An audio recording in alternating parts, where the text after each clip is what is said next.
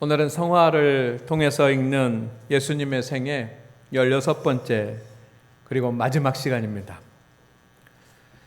오늘 함께 나눌 예수님의 생애는 아직 오지 않은 생애입니다. 종말에 이루어질 예수님의 재림 그리고 최후의 심판에 대한 말씀을 오늘 함께 나누려고 합니다. 오늘 역시 그 성화를 한 장 보겠습니다. 이 그림은 너무도 유명한 그림입니다. 미켈란젤로가 1537년에서부터 1541년까지 그린 로마 바티칸의 시스티나 성당에 있는 최후의 만찬이라고 하는 그런 그림입니다. 여러분이 아마 이 그림을 보신 분들이 많이 있으실 것입니다. 1층 로비에도 이 사진이 16번째 그림으로 걸려 있으니까 여러분이 꼭 가서 한번 보시고 묵상하시기를 소망합니다. 이 그림은 놀라운 일이 몇 가지가 있습니다. 첫째는 교황의 즉위식이 열리는 로마 바티칸 시국의 시스티나 성당에 걸려 있다는 것입니다. 그러니까 로마 카톨릭의 중심 성당입니다. 그 본부와 같은 그런 중심 성당에 이 그림이 있으니 유명한 그림입니다. 두 번째는 높이가 13m이고 그리고 그 폭이 12m입니다. 그러니까 뭐 간단한 조그마한 그림이 아닙니다. 13m, 12m 되는 거대한 공간에 그려진 큰 그림입니다. 그래서 놀랍습니다. 세 번째로 놀랄 일이 있습니다. 그것은 그림을 보는 여러분들도 아마 놀라실 것입니다. 그림에 나오는 사람들이 다 나체라고 하는 겁니다. 예수님과 마리아를 빼고 예수님과 마리아도 살짝 가렸습니다. 그리고 다른 사람들은 다 나체입니다. 여러분 얼마나 많은 사람들이 놀랐겠습니까? 그 성당의 그림이 완전히 이제 종결되어 가지고 성화의 그림을 볼 수 있다라고 사람들이 생각했을 것입니다. 그리고 이 바티칸 시국의 그 본부와 같은 그런 교회의 성도들이 기대하는 마음으로 그 성화가 열리는 그런 시간에 왔을 것입니다. 근데 와서 그림을 보니까 다 나체인 겁니다. 얼마나 놀랬겠습니까? 이 거룩한 교회에 그 나체 사진이 있으니까요. 많은 사람들이 위대한 작품이다, 아니다, 저질이다 하면서 논란을 일으켰습니다. 그래도 그것이 띄어지지 않고 계속 걸려있다는 것은 신기한 일 아닙니까? 이유가 몇 가지 있는데 제가 생각할 때는 첫째는 이 위대한 화가 미켈란젤로가 그렸다는 것 때문일 것입니다. 뭐 보통 화가가 그린 것이 아니라 이 위대한 화가가 그린 그림이에요. 두 번째는 교황이 부탁해서 그린 그림이라는 겁니다. 교황 클레멘스 2세가 그 돈을 주고 지원해가지고 그림을 그리도록 했습니다. 그러니까 교황이 부탁해서 그린 그림이니까 다음 교황도 떼기가 어려운 겁니다. 그런데 더 중요한 것은 자세히 그림을 보면 볼수록 최후의 심판을 표현한 여러 화가들의 그 그림 중에서도 뛰어난 걸작이라는 것입니다. 그림 중앙에는 하늘로부터 최후의 심판을 하시기 위해서 다시 재림하시는 예수님의 모습이 그려져 있습니다. 그리고 조금 아래에는 예수님의 재림을 알리는 천사의 나팔을 부는 천사가 그려져 있습니다. 그림의 왼쪽에는 천국에 올라가는 영혼들, 주님의 사도들을 포함해서 천국에 올라가는 사람들이 그림 그려져 있고, 그림의 오른편에는 지옥에 떨어지는 사람들의 그림이 그려져 있습니다. 그리고 오른쪽 가장 아래에는 지옥이 그려져 있습니다. 그림을 잘 보면 많은 사람들이, 천국에 갈 수 없는 사람들이 천국에 올라가려고 막 발버둥을 치면서 올라가려고 합니다. 그때 천사가 그 천국에 올 수 없는 자격을 가지면서 천국에 올라가려고 하는 그런 사람들을 못 올라오게 막 밀어버리고 때리고 하는 그런 그림이 나옵니다. 그런가 하면 믿음이 너무 연약해서 천국에 올라가기 어려운 그런 사람들, 그 사람들을 천사들이 끌어올리는 그런 그림도 있습니다. 이 모든 최후의 심판 때 일어나야지만 되는 일들이 사람들의 표정과 사람들의 몸에 잘 표현이 되어 있습니다. 여러분도 이 그림을 한번 보시면서 깊이 최후의 심판에 대해서 묵상할 수 있기를 소망합니다. 왜 이렇게 이 시스타나 성당에 최후의 만찬 그림이 그려져 있을까요? 왜 1500년대 그때부터 그 그림을 그려놓았을까요? 여러분, 교회는 예수님의 종말과 예수님의 재림과 최후의 심판이, 신앙이 반드시 있어야 되는 줄로 믿습니다. 아멘입니까? 예수님의 재림, 그리고 최후의 심판, 그리고 세상의 종말은 반드시 일어날 일입니다. 그래서 우리 성도들은 항상 언제든지 예수님의 재림이 있을 수 있고 종말이 임하고 그리고 최후의 심판이 있을 수 있다라고 하는 것을 알고 신앙생활을 하시기를 주의 이름으로 축원을 드립니다. 하지만 오늘날 종말과 재림을 강조하는 데는 어디입니까? 거기는 신천지나 하나님의 교회와 같은 이단들입니다. 이단들은 종말과 재림을 강조하는데 그 종말과 재림을 잘못 해석을 하고 왜곡되게 해서 자기들의 마음대로 자기의 구미에 맞는 대로 왜곡해가지고 재림과 종말에 대해서 가르칩니다. 그게 잘못된 것이 문제예요. 그러나 우리 기존 교회들은 여러분 세계의 대부분의 교회들이 다 우리 성도들이 이 세상을 살아가면서 위로받고 축복받고 성공하고 하는 그런 것을 강조하다 보니까 이 종말이나 재림에 대해서는 소홀히 하고 다루지 않는 것이 또 이 기존 교회의 문제인 것입니다. 그러나 분명한 것은 뭐냐면 언제든지 이 세상에 종말이 오고 그리고 주님께서 재림하시고 최후의 심판이 열린다는 것을 우리는 알아야 될 줄로 믿습니다. 아멘입니까? 성경은 예수님의 종말과 예수님의 재림을 분명히 밝히고 있습니다. 하나님의 창조부터 요한계시록의 최후의 심판까지 이 세상의 종말까지 완결편으로 되어 있습니다. 그래서 우리 기독교는 창조론이 있습니다. 그리고 역사의 끝이 되는 종말론이 있는 것입니다. 완결편입니다. 종말과 예수님의 재림에 대해서 성경에 분명히 주님께서 기록해 주셨는데 특히 다니엘서 그리고 복음서, 로마서, 데살로니가 전서, 디모데 후서를 그리고 요한계시록에 종말과 예수님의 재림과 최후의 심판에 대해서 확실하게 정확하게 기록해 놓았습니다. 오늘 하나님 앞에 예배를 드리신 우리 성도 여러분, 오늘 말씀을 듣을 때 다른 날보다 더 정신을 차리고 집중해서 주의 말씀을 들으시고 주의 말씀을 깨달을 수 있기를 주의 이름으로 축원을 드립니다. 축원을 드립니다. 축원을 드립니다. 종말이 무엇입니까? 단기적으로는 한 사람의 죽음이 종말입니다. 여러분, 오늘 우리가 영원히 살지 않습니다. 아프면 고치려고 하고 건강을 유지하려고 하고 그런 소망이 우리에게 있지만 여러분, 우리의 생명은 끝날 때가 있습니다. 주님께서 부르시면 우리는 가야지만 됩니다. 한 사람에게 종말은 무엇입니까? 그 사람의 인생이 끝나는 죽음이 그 사람의 종말일 것입니다. 그러나 역사적으로는 주님께서 다시 오시고 최후의 심판이 일어남으로 말미암은 이 세상의 끝, 이것이 종말입니다. 여러분, 종말은 종말로 끝나는 것이 아니라 다음 세대가 있습니다. 한 사람의 종말이 끝나면 죽음으로 말미암아 그 사람의 인생이 끝나게 되면 그것으로 끝이 아니라 천국이 있습니다. 여러분, 이 세상에 종말이 일어나지만 이 세상의 끝은 끝이 아니고 하나님 나라의 시작이고 하나님 나라의 완성을 의미하는 것입니다.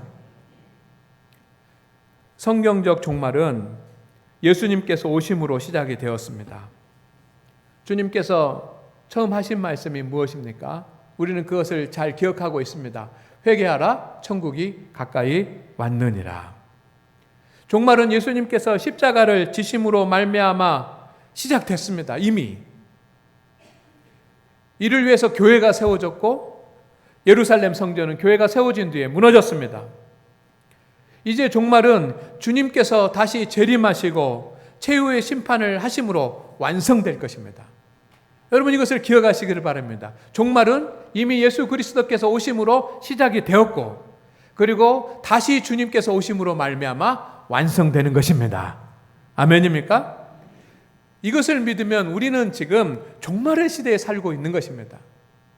종말은 먼 훗날 이루어질 그런 사건이 아니고 이미 종말이 시작이 되었고 예수님께서 다시 오심으로 말미암아 완성될 것이기 때문에 우리는 그 기간 안에 있습니다. 그러니까 종말의 시대를 살고 있는 것입니다.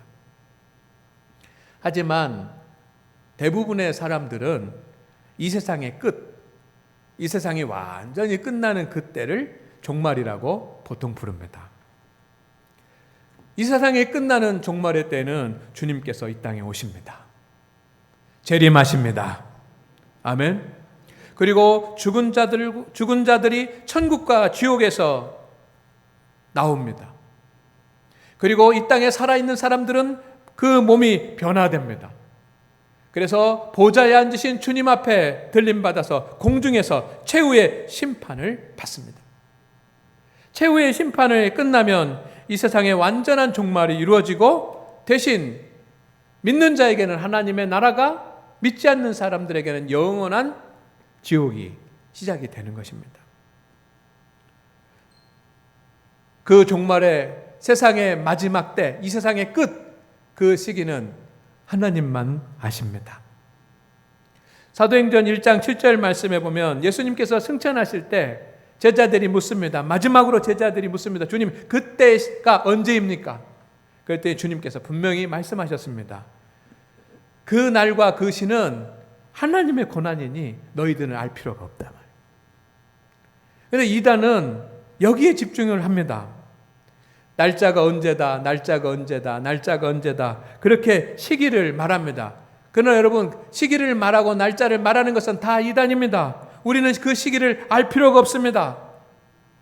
여러분, 우리가 신앙생활하면서 알 수 없는 것을 알려고 하지 말고 주님께서 알려주시는 것만 아시기를 바랍니다. 그런데 우리는 알아야지 되는 것은 안 알고 알지 못해도 되는 것은 알려고 그렇게 하니까 신앙의 문제에 빠지는 거예요. 그 시기는 알 수 없습니다.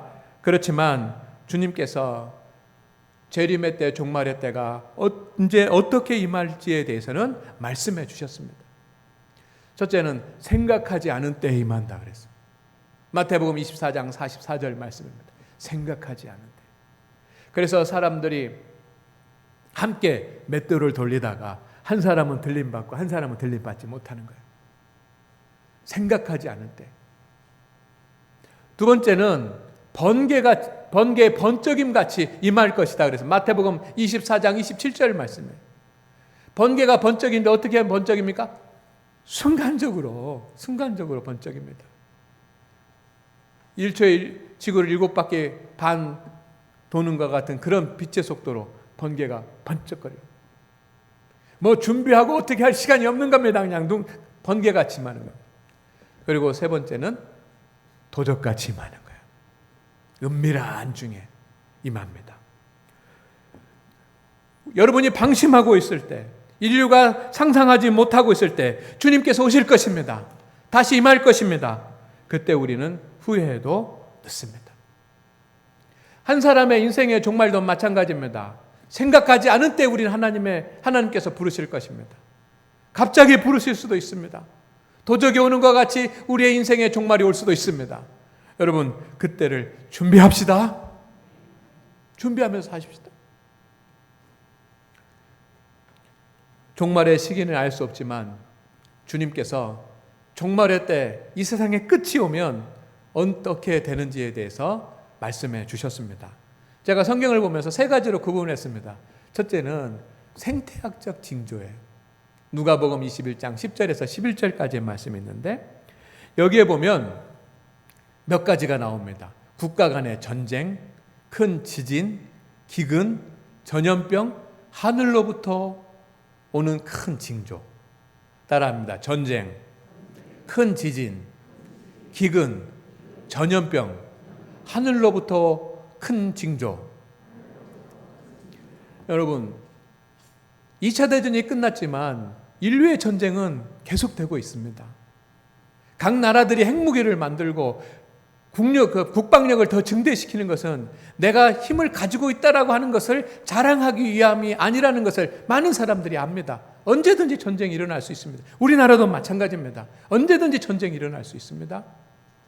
그런데 무기로 하는 전쟁뿐만 아니라 무역 전쟁도 경제 전쟁도 무서운 것입니다. 지금 미국과 중국이 전쟁을 하고 있지 않습니까? 총과 칼로는 하고 있지 않지만 어떻게 합니까? 무역 전쟁을 하고 경제 전쟁을 하고 있습니다. 여기에 다른 나라들이 벌벌벌 떨고 있는 겁니다. 큰 지진이 일어납니다. 여러분, 우리나라가 지진에서 그 안전한 지대에 속해 있었습니다. 그러나 여러분, 우리나라에도 큰 지진들이 일어났지 않습니까? 지진이 자주 일어나고 있습니다. 기근, 오늘날 메뚜기 떼가 휩쓸고 가고 오늘날 이렇게 풍요로운 때에 굶어서 죽는 사람들이 있다는 건 상상이 됩니까? 그러나 기근이 있습니다. 특별히 전염병이에요. 우리는 코로나 같은 이런 전염병이 인류가 다 해결한 줄 알았습니다. 장티푸스나 이런 패스트나 이런 전염병이 인류를 위협하게 만들었을 때 이제는 의학이 그런 모든 것을 다 정복했을 거라고 생각했습니다. 그러나 학자들은 이야기합니다. 코로나19와 같은 그런 그 전염병이 이제 시작이다. 여러분, 이게 없어지지 않는다는 겁니다. 백신 만들고 치료약 만들어도 또 다른 것이 나타난다는 겁니다. 하늘로부터 큰 징조가 나타나리니 저는 이것을 기후변화라고 믿습니다. 여러분, 금년에 54일간의 장마 기간이 있었습니다. 긴 장마 기간이에요. 장마 기간이 끝나니까 저도 모시옷을 입었고 우리 성도님 중에 모시옷 입고 시원하게 입은 분들 계세요. 그런데 여러분, 장마 기간이 길었던 것이 아니라 어떤 학자가 그렇게 얘기하더라고요. 기상이변이 시작이 됐다고요. 제가 어제 한 글을 읽었는데 앞으로 우리나라에서 벼농사를 짓지 못하게 될 수 있답니다. 왜? 장마가 너무 심해가지고. 얼마나 성경에서 말하는 그런 징조들하고 같아지고 있는지 성경 말씀을 읽을 때마다 가슴이 저려오고 너무 심각한 거예요. 그러나 이런 생태적인 징조만 있는 것이 아니라 영적인 징조도 있습니다. 영적인 징조가 뭐냐면 마태복음 24장 5절에 자칭 그리스도의 등장이에요. 내가 하나님이다. 내가 그리스도다. 라는 사람들이 나타나는 겁니다. 여러분, 대표적인 신천지 아닙니까? 하나님의 교회 아니고? 말도 안 되는 이야기 아닙니까? 내가 그리스도다. 내가 하나님이다. 그러면 누가 믿겠습니까? 그런데 거기에 끌려가는 사람들이 있더라고요. 우리나라에 자칭 그리스도, 자칭 하나님에 사는 사람들이 어마어마하게 많아요. 근데 주님이 종말의 시대의 증거예요. 두 번째는 뭐냐면 거짓 선지자들입니다. 거짓 선지자들은 잘못된 가짜 선지자죠. 오늘날로 말하면 가짜 목회자라고 할 수 있겠습니다. 여러분, 목회자들은 정규 신학교를 나와야 되고 교육을 받아야지만 되고 훈련을 받고 목사고시를 하고 그렇게 해서 목사가 돼야지만 됩니다. 근데 그렇게 안 되는 경우도 너무너무 많아요. 여러분, 교회가 다 예수교 장로라고 하니까 다 예장교회인 줄 알고 있고, 우리 기장 같은 경우는 딱 표시가 나니까 그 기장교회다 하지만 여러분, 다 똑같은 교회들이 아니에요. 교회에 있으니까 다 목사님이라고 생각을 하지만 여러분, 이 땅에 잘못된 교회들, 그리고 잘못된 어디서 그냥 1년 만에 목사 안수 받고 하는 그런 가짜 목사들이 있는 거예요. 여기. 그런 사람들이 교계를 흔들어 놓고 힘들게 만들어 가고 있습니다. 근데 거짓 선지자들이 점점 더 많아지고 있어요. 여러분, 놀라운 것은 뭐냐면 오늘날 시대 한신대나 아니면 감리교 신학대학이나 장신이나 총신이나 이런 정규 신학대학에는 신학을 하겠다는 사람들이 점점점 줄어들고 있어요. 목사가 되겠다라고 하는 사람이 점점 줄어들고 있어요. 그런데 어느 신학교, 무슨 조그마한 건물에 무슨 학교 1년 만에 목사 안수 받고 그런 데는 점점점 늘어나고 있어요. 이게 뭡니까? 거짓 선지자들이 늘어나는 거예요. 우리 신중하게 생각을 해야지만 됩니다. 세 번째 징조는 복음이 모든 열방의 민족들에게 전파가 되는 겁니다. 마태복음 24장 14절 말씀이에요. 여러분, 지도를 펴놓고 보면 복음이 안 들어간 나라가 없을 정도로, 복음이 안 들어간 민족이 없을 정도로, 성경이 없는 민족이 거의 없을 정도로 이제 다 복음이 들어가고 있어요. 이것이 영적 징조라는 거예요. 세 번째로는 인간 내적인 징조입니다. 디모데후서 3장 1절에서 5절까지 주님께서 기록을 해 주셨습니다. 자, 생태학적, 사회적 징조, 그리고 영적인 징조. 이번에는 인간에 대한 징조입니다. 어떻게 될 것이냐, 사람들이 하나님의 형상을 잃어버리고 비인격적이 되고 비양심적이 되고 악한 자가 되어갑니다. 여러분, 말세에는 사람들 때문에 고통받는 거예요. 이것이 성경에 기록이 되어 있습니다. 건강 때문에, 물질 때문에, 전쟁 때문에도 고통을 받지만 사람 때문에 고통받는 거예요. 이것은 우리가 성경 말씀을 한번 읽음으로 대신하도록 하겠습니다. 여러분, 읽으실 수 있겠습니까? 예. 그럼 한번 읽어봅시다. 시작. 이것을 알라. 말세에 고통하는 때가 이르러 사람들이 자기를 사랑하며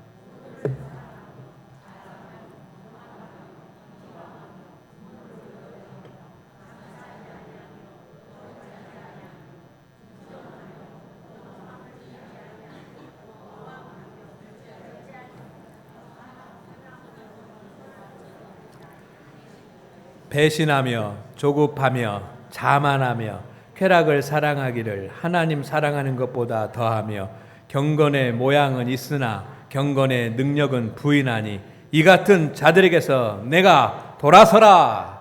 아멘. 사람이 이렇게 변하는 거예요. 근데 여러분, 이 말씀을 읽어보면서 이 말씀 속에 내 모습들이 있어요. 그리고 세상 사람들의 모습 보면 이렇게 변해가고 있어요. 이것이 주님 뭐라고 말씀하십니까? 말세에 고통하는 때가 이르러, 말세의 징조라는 겁니다. 교육을 못 받아서도 있고 또 사회적인 상황의 변화라고도 생각할 수 있지만 말세의 징조라는 거예요. 성도 여러분, 주님이 오십니다. 그리고 우리는 주님 앞에 서게 됩니다. 주님이 오시면 최후의 심판이 열립니다. 최후의 심판은 마지막 판결입니다. 이제 돌이킬 수 없는 것입니다. 우리의 법으로 하면 대법원의 재판 3심을 받는 겁니다. 그 순간이 믿음의 사람에게는 상급의 시간이 될 것이지만 불신의 사람에게는 심판이 될 것입니다. 주님은 그 심판의 때에 양과 염소를 구분하신다는 거예요. 그것이 오늘 성경 말씀입니다. 주님이 오셔서 양과 염소를 구분한대요. 오늘 우리 성도들, 주님께서 오셔서 내가 주님 앞에 서면 주님께서 양과 염소를 구분한대요. 그때 어물쩡하게 넘어갈 수가 없는 것입니다. 그때 우리 장안교회 모든 성도들은 다 염소의 편이 아니라 양의 편에 서기를 주의 이름으로 축원을 드립니다. 하나님의 말씀대로 산 사람, 그들은 의인인데 그들은 양입니다. 그들은 주님 오른편에 세우십니다.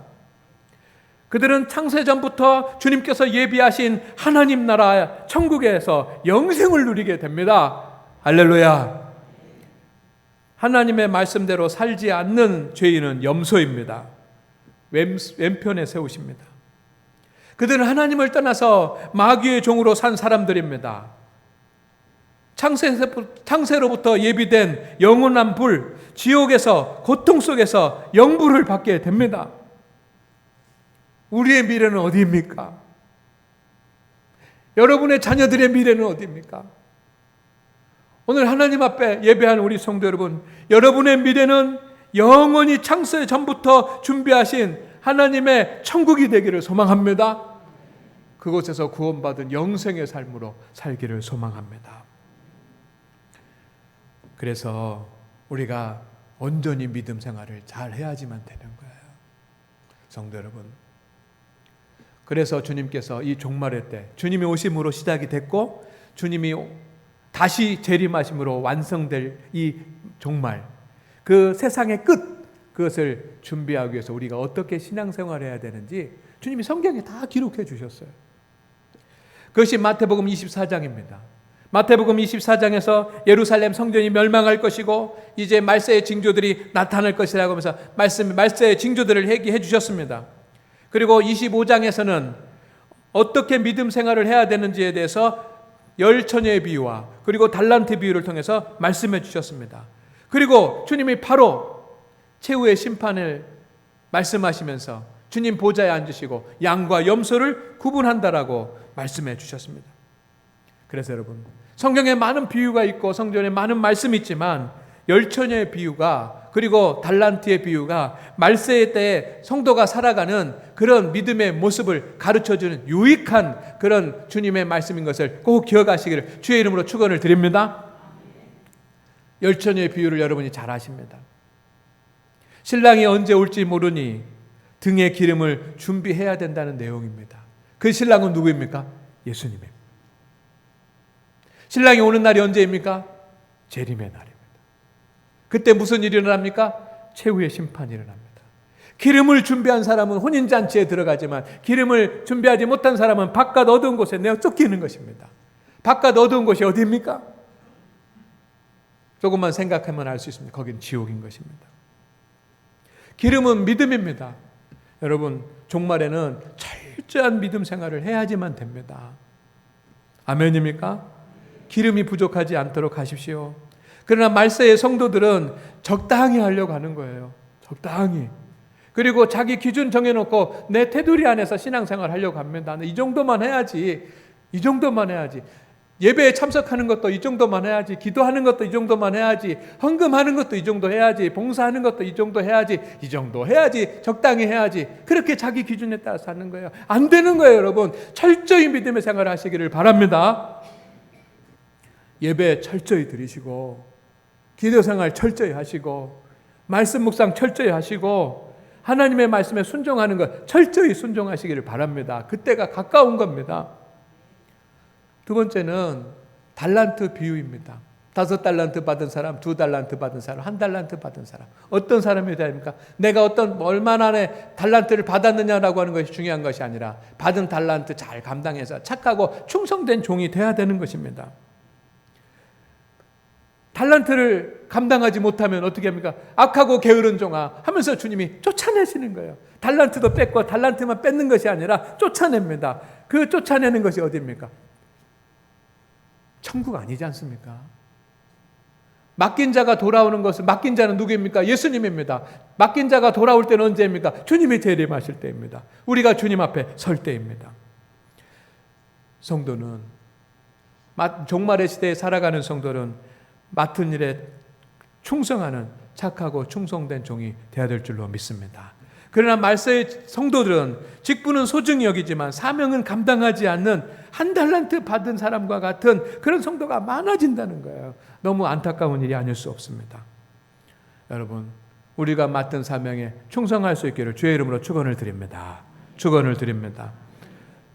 따라합시다. 주님 앞에 설 때를 준비합시다. 아멘. 지금 못하면 늦는 겁니다. 초대교회 성도들이 카타콤에서도 기도하면서 말씀 주면 주님 오실 때 예배하는 마라나타 주여 오시옵소서. 이것이 우리의 신앙의 고백이 되기를 주의 이름으로 축원을 드립니다. 하나님 아버지, 예수님의 생애를 묵상하는 설교를 16주 동안 했습니다. 우리 성도들의 마음 가운데 예수님의 생애가 우리 성도들의 믿음의 사건들이 되게 하여 주시옵소서. 오늘 다시 오실 주님, 재림하셔서 심판하실 주님을 묵상하오니 주님, 우리는 염소 편에 서지 않고 양의 편에 서게 하여 주시옵소서. 예수님의 이름으로 기도드립니다. 아멘.